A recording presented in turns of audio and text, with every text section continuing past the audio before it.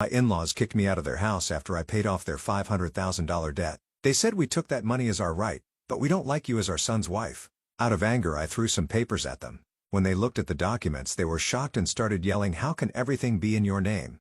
Hello, my name is Linda, and I'm 37 years old. I work from home, and my husband, Jonathan, and I have been happily married for 5 years. Although we don't have children yet, our dual-income household allows us to savor life's little pleasures like traveling and dining out. Since I've transitioned to remote work, I've taken on more household responsibilities, which lets Jonathan focus entirely on his career.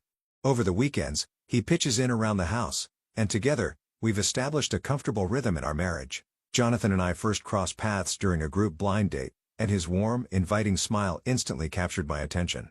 After 3 wonderful years of dating, we decided to tie the knot. Jonathan has been my unwavering support, always lifting my spirits with his charming smile. Despite our happiness, our marriage faces challenges, particularly for my in-laws. Jonathan's family owns a thriving pasta shop, which his father established 17 years ago after leaving the corporate job. The business has flourished, expanding to several branches across the city. When I first met Jonathan's parents, they were dressed in flashy designer clothes, seemingly more focused on making an impression than showcasing their personal style. Our initial encounter was when Jonathan and I visited to announce our engagement, and from the outset, I sensed their disdain. They made it clear that any daughter-in-law would suffice as long as she could handle household duties and avoid causing trouble. They even bluntly suggested I might not be fortunate enough, which was quite hurtful.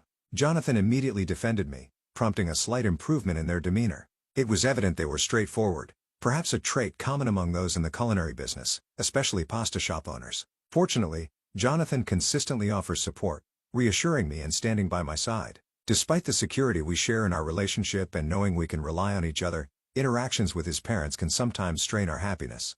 However, I've made a conscious choice not to let their opinions weigh heavily on me, especially since Jonathan has repeatedly apologized for their rude behavior. He has reassured me that our dealings with them can be limited to major family gatherings. I've come to learn that Jonathan has had a long-standing strained relationship with his parents. His father, a stubborn man who struggled in traditional employment, grew arrogant after the success of the pasta shop.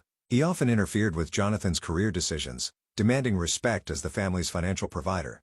Jonathan's discomfort with his parents led him to move out when he started college. Although he is grateful that the profits from the pasta shop helped fund his education and allowed him to secure a prestigious job, he prefers to keep his interactions with them minimal. Since our marriage, I had very few encounters with my in-laws, which has been somewhat easy since we don't yet have children, allowing us to sideslip frequent family gatherings. We've been content in our married life, but recently, my in-laws' business has faced financial difficulties. In the past, a pasta shop could thrive on good food alone even with a gruff owner, but times have changed. Online reviews and social media now play a crucial role in shaping a business's reputation. Their shop has received numerous negative reviews with complaints about the owner's curt demeanor and untidy service from the waitstaff becoming common.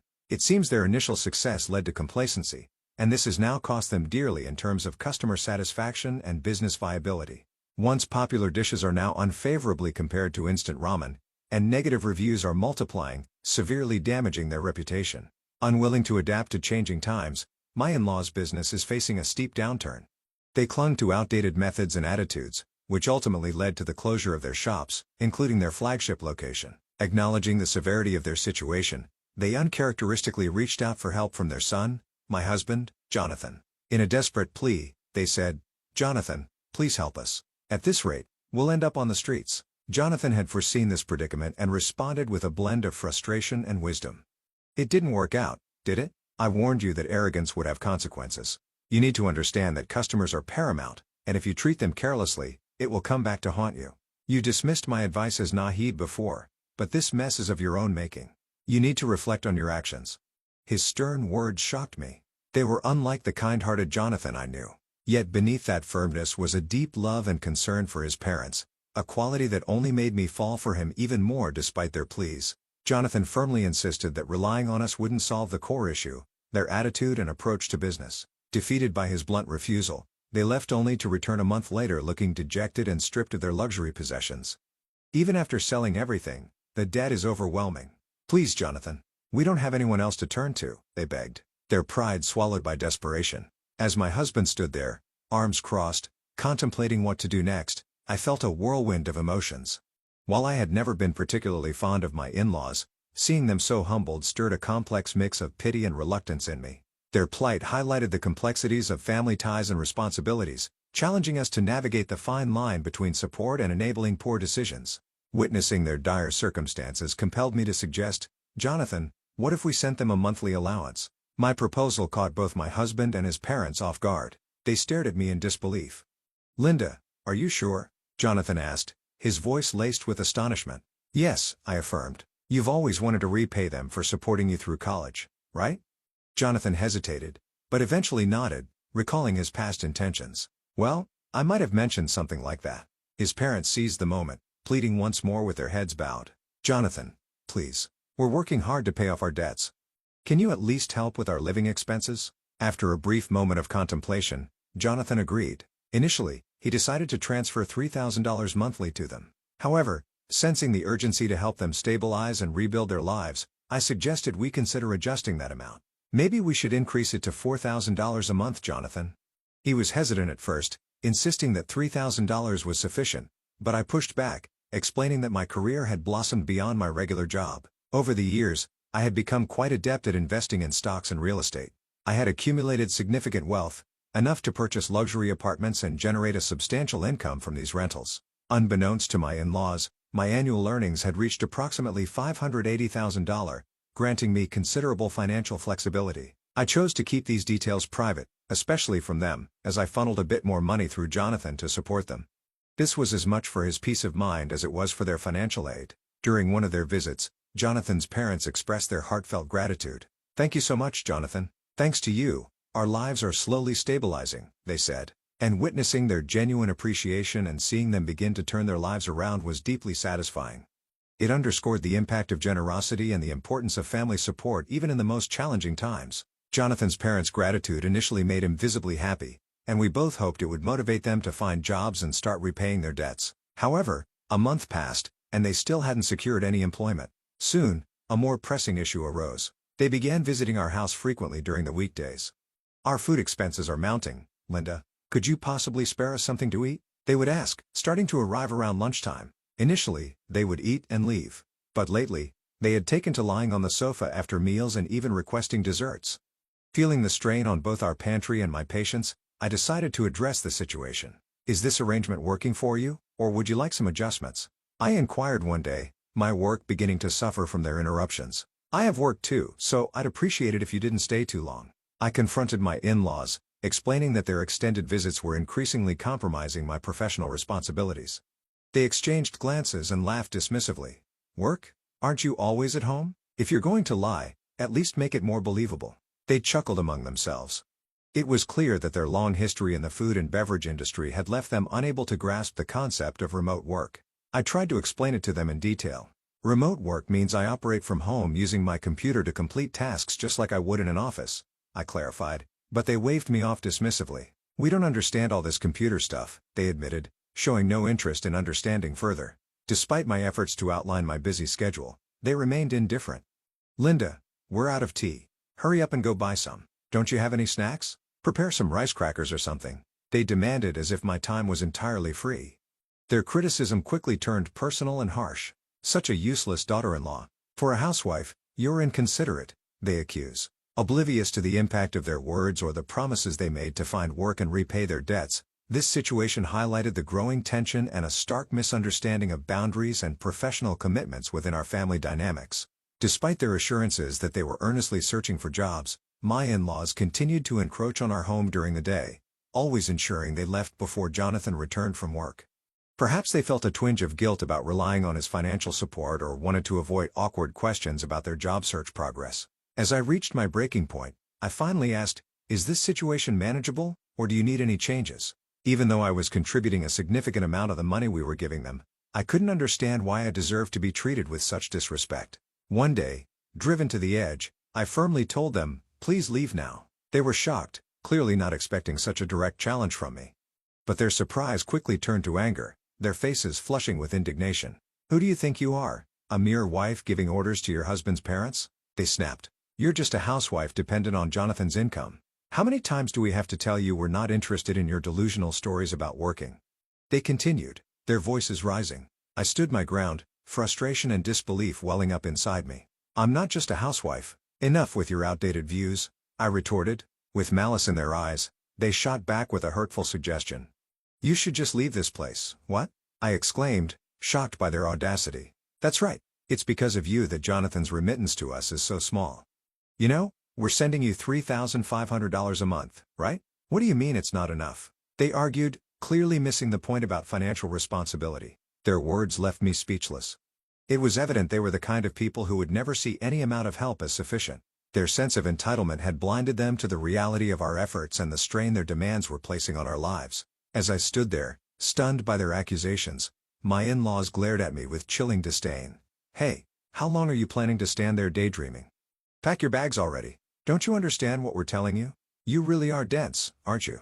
We're telling you to stop leeching off our son for money. Get lost, you parasite of a wife. They sneered venomously. Their words cut deep, and I realized that any further conversation would be futile. Resigned? I replied with unexpected calmness. Understood.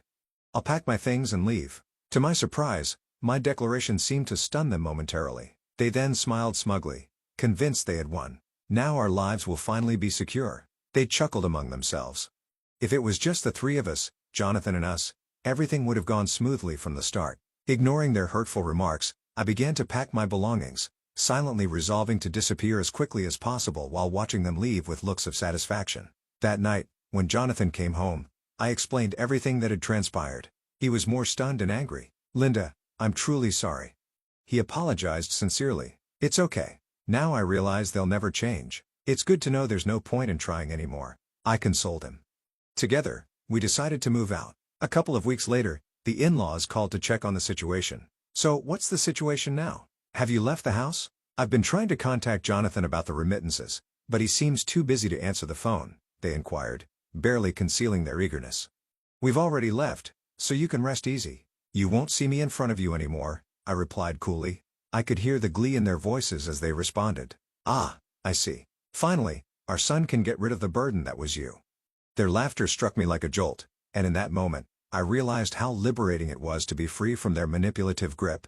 I felt a newfound confidence in the strength and resilience of our small family unit, ready to embark on a fresh start without the weight of their expectations and judgments. With the promise of increased remittances from Jonathan, my in-laws were visibly pleased, chuckling about how their lives would now be easier as they continued to ridicule and celebrate over the phone. A sigh escaped me, and I responded with sharp clarity. You had a lot to say about me, didn't you? It might be enlightening for you to realize who the real parasite is. Their tone shifted instantly to anger. With that attitude, you truly are a hopeless daughter-in-law. You're probably not even our daughter-in-law anymore. You might as well live a poor and lonely life. They snapped back. Their delusions were so profound that I saw no point in correcting them. I offered some vague replies and ended the call. Shortly after, the phone rang again. Do you need something else? I asked as soon as I picked up. My in-laws now sounded panicked, bombarding me with questions. What the hell is going on? When we went to the apartment where Jonathan lives, someone else was living there. You know something, don't you? Even if you two broke up, tell me where Jonathan is, they demanded. Jonathan, who had been listening in, took the phone from me. I've always been with Linda, he stated firmly. Why are you with that woman, and why have the remittances to us stopped? They continued to interrogate. Maybe it's because you insulted and tried to drive away my precious wife.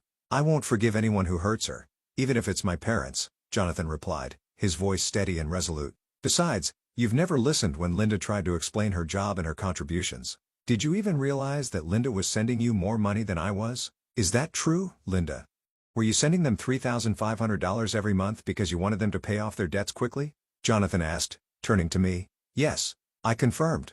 I wanted to help speed up their debt repayment, yet all they did was insult me, calling me useless. I won't be sending anything to such ungrateful parents, Jonathan declared, ending the call. With that, we both felt a chapter close, a chapter filled with unappreciated sacrifices and undue criticism. It was a painful but necessary step toward protecting our peace and prioritizing our well-being as a couple. Jonathan declared firmly, I'm cutting ties with you as a family now. Deal with your debt on your own. In a moment of desperation, my in-laws pleaded, wait, I had no idea Linda was contributing so much. Can you forgive us? If we apologize, maybe then you can send money again. It's too late. Just give it up, Jonathan replied, his voice resolute as he ended the call and blocked my in-laws' number, ensuring that our paths would no longer cross. From what we later heard through relatives, My in-laws were forced to sell their house but still couldn't clear their debts. They now live in a run-down apartment, working low-wage jobs to scrape by. When they were prosperous with their restaurant, they reportedly treated their relatives with arrogance. Once their fortunes turned, they sought help from those same relatives who chose not to assist them, leaving them isolated and struggling in poverty. Jonathan and I had extended as much support as we could manage. We couldn't cover for them endlessly. It was a consequence of their actions. I doubted they would change their ways or attitudes, and it seemed they were resigned to live with the results of their choices. On a brighter note, Jonathan and I continued to cherish our time together as a working couple. A year later, I unexpectedly became pregnant. Although it was surprising, we felt deeply grateful for this blessing. Together with my beloved husband, we looked forward to raising our precious child and embracing a new chapter in our lives filled with hope and joy.